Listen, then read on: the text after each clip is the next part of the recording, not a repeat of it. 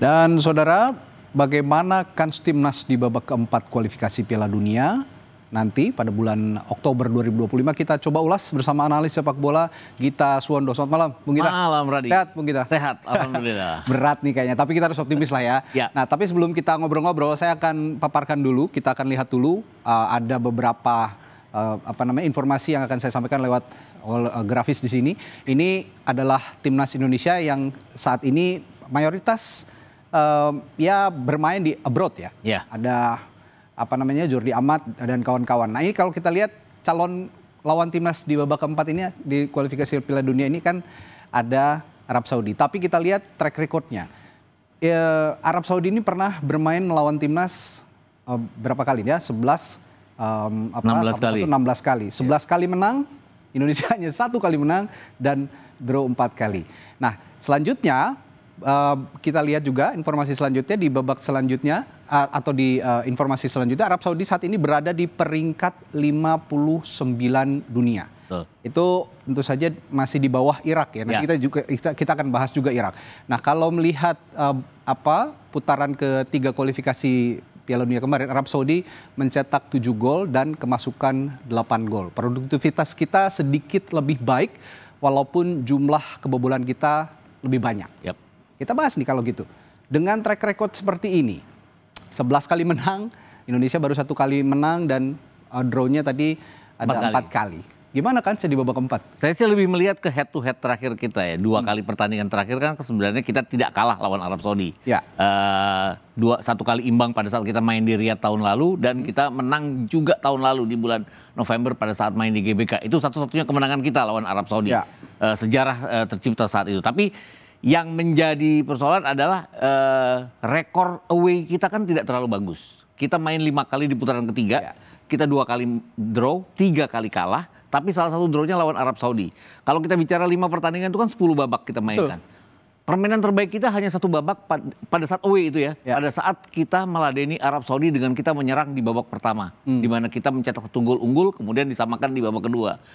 Jadi artinya kita punya peluang sebenarnya. Cuman pada saat pertandingan di bulan September 2024 itu kan pelatih kita bukan pelatih yang sekarang. Ya. Nah, itu pasti akan ada perbedaan strategi atau perbedaan penanganan.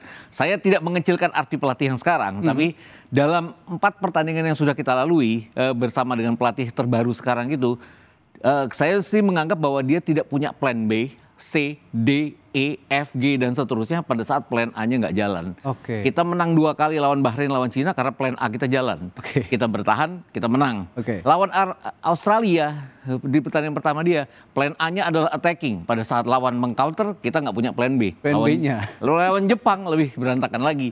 Kita bertahan, tapi berantakan tanpa kita bisa keluar sama sekali. Ini persoalannya pada saat kita nanti harus menghadapi Arab Saudi dan juga Irak nanti. Gitu. Tadi juga saya sempat mendengar ya, kita juga sempat menyimak pernyataan dari Patrick Kluivert.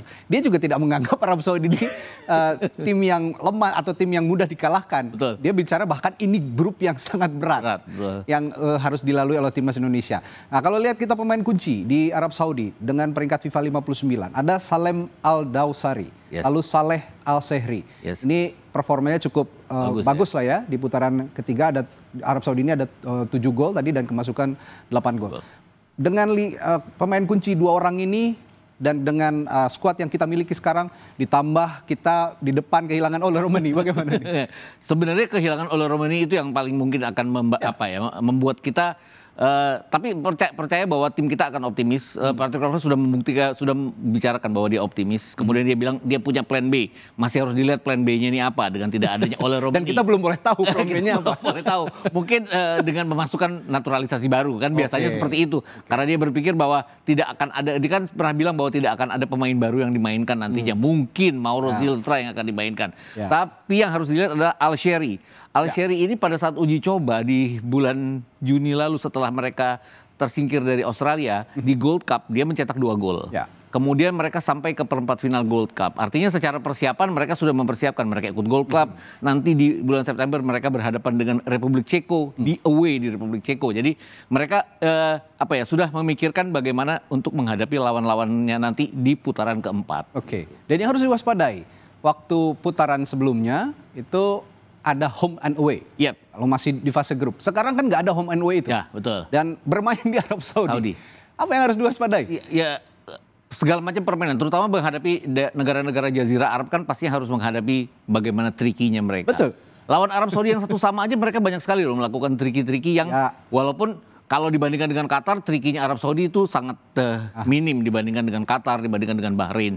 Saya lebih mengatakan bahwa kita beruntung tidak berhadapan dengan Bahrain. Kenapa? Karena Bahrain di putaran ketiga, home, mereka menang 4 kali dan hanya kalah 1 kali. Arab Saudi ini hanya menang 1 kali pada saat home. Kalah 2 kali dan draw 2 kali, diantaranya draw itu melawan kita. Jadi tanda kutip masih lebih fair lah ya. Ya masih lebih fair dan kita masih lebih punya peluang setidaknya imbang menghadapi mereka. Oke. Kalau melihat performa mereka dengan produktivitas 7 gol di putaran sebelumnya, ini cukup produktifkah atau sebenarnya biasa saja Arab Saudi ini bisa disaingi oleh tim-tim lawan, terutama nanti di babak keempat kualifikasi? Main 10 kali dengan cetak 7 gol kan, artinya mereka bahkan tidak sampai ke hanya 0,7 ya artinya. Dan saya pikir juga tidak terlalu istimewa untuk gambaran mereka ada di ranking ke-59. Pada saat putaran ketiga terakhir kan mereka ada di ranking 58 sebelum disalip oleh Irak. Jadi dari sisi mencetak gol saya tidak terlalu mengkhawatirkan mereka. Dari sisi kemasukan gol mereka hanya 8. Nah, yang menjadi persoalan adalah kita kan banyak sekali ya kemasukan, terutama pada saat kita away. Terakhir kita kalah away itu 1-5, kemudian kalah 0-8, kita kalah 1-2 juga dari Cina, tim yang ada di urutan juru kunci grup. Jadi yang harus kita waspadai adalah lini belakang kita pada saat kita mau melakukan strategi. Oke, tadi sudah Arab Saudi, kita sekarang lihat Irak. Peringkat FIFA-nya ini tidak terpaut jauh dengan Arab Saudi. Di putaran ketiga kemarin, Irak mencetak 9 gol ya dari beberapa laga dan kemasukan 9 gol. Sebenarnya ya tidak jauh-jauh beda dengan Arab Saudi, tapi secara peringkat FIFA mereka 1 tingkat di atas. Kalau kita mewaspadai Arab Saudi, jangan lupa juga Irak lebih punya reputasi baik sepertinya. Apa yang harus diwaspadai dari Irak ini, Bung Gita? Yang harus diwaspadai adalah kita kalah 3 kali dalam di fase kedua, 1 tahun terakhir ini ya.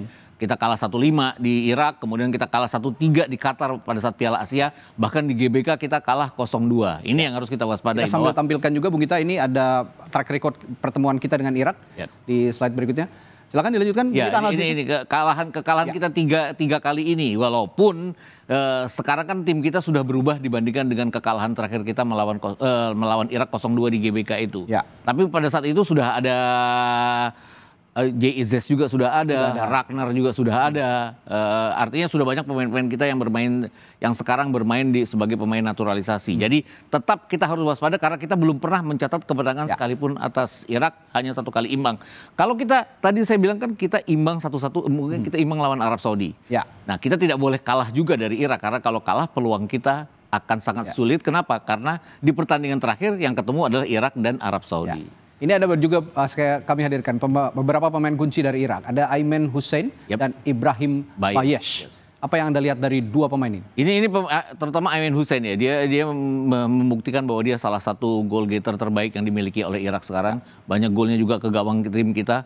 Kemudian juga membawa mereka progres banyak di Piala Asia. Ini agak penurunan di mana mereka hanya ada di urutan ketiga di kualifikasi putaran ketiga. Mereka kalah peringkat dari Jordan walaupun mereka mengalahkan Jordan di away. Nah ini bahayanya adalah kita tidak pernah menang away. Irak ini 2 kali menang away, 1 kali imbang away dan hanya 2 kali kalah. Jadi ini tim terbaik away di putaran ketiga yang masuk ke putaran keempat. Ini yang harus kita waspadai. Kemudian masih ada Ali Jassim juga ya, pemain junior kita yang menyingkirkan kita di Piala Asia Under-23. Nah, kalau tadi Arab Saudi perlu kita waspadai, ini sebenarnya lebih harus diwaspadai karena melihat produktivitas mereka, melihat pemain-pemain kunci mereka yang selalu merepotkan lini belakang timnas Indonesia di babak sebelumnya. Nah, kalau kita melihat Irak dan Arab Saudi ini kan pernah kita hadapi di babak sebelumnya, ya, di fase-fase sebelumnya. Dan yang perlu diingat saat itu belum ada Patrick Kluivert, masih ada Sintayong. Dengan perubahan kepelatihan, sebenarnya tadi sudah Anda singgung juga beberapa hal yang bisa menjadi diferensiasi antara kepelatihan Sintayong dan Patrick Kluivert. Kalau melihat perbedaan pola permainan, perbedaan kultur permainan yang selama ini kita tahu dari Sintayong dan juga Patrick Kluivert, dengan melihat 2 calon lawan kita di babak keempat, Saya sih harus menganggap bahwa Sintayong lebih punya plan B, C, D, E. Contohnya melawan Australia, di mana kita bermain imbang 0-0. 10 menit pertama kita nyerang abis loh. Tapi begitu kita diserang oleh Australia, dia langsung memutuskan mundur. Walaupun itu dikritik oleh banyak orang. Kok takut menghadapi Australia? Tapi ini bukan soal takut atau tidak takut. Ini soal menggapai 1 poin. Dan dia berhasil di situ. Patrick Kluivert belum berhasil pada saat plan itu nggak jalan. Melawan Bahrain itu tadi yang saya bilang. Kita jalan karena Bahrain tidak punya kemampuan untuk menekan pertahanan kita. Jadi kita anteng-anteng aja bertahan, kita bermain seperti solid. Melawan Cina jauh lebih luar biasa ya. Egy kerjasama dengan Ole waktu itu sangat luar biasa sekali. Sehingga kita bisa mencetak 1 gol, itu pun lewat penalti. Tapi penalti ataupun tidak penalti itu gol. Nah, yang harus diperbaiki dari Patrick Kluivert juga Alex Pastur juga Deden Lansat adalah bagaimana kalau kita terdesak tidak punya plan A nggak jalan, kita harus plan B. Karena ini wajib setidaknya 1 kali menang dan 1 kali imbang untuk lolos. Nggak bisa cuma hanya 2 kali imbang aja. Gitu. Nah, yang terakhir kalau bicara soal plan tadi.